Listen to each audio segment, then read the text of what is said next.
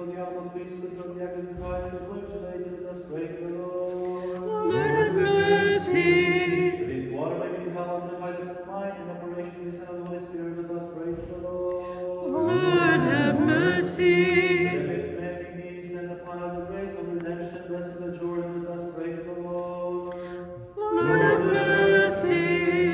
There may descend upon these waters the cleansing operation of the supersubstantial Trinity, let us pray for the Lord. Lord, have mercy. That we may illumined with the light of the knowledge and piety of the descendant of the Holy Spirit, let us pray for the Lord. Lord, have mercy.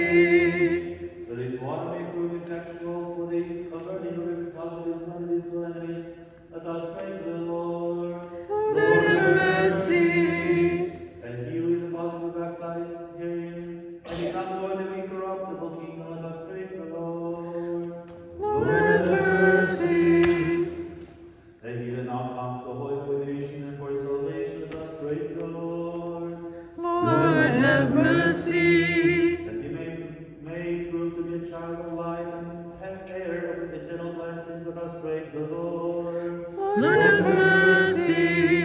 That he may grow in and become a partaker of the death and resurrection of Christ our God, let us pray for the Lord. Lord, have mercy.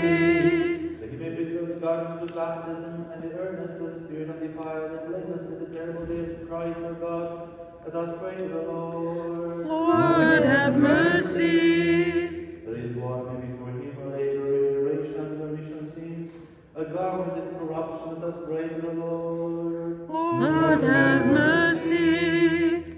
That the Lord God may listen to the voice of the prayer of sinners and have mercy on us, let us pray to the Lord. Lord, have mercy.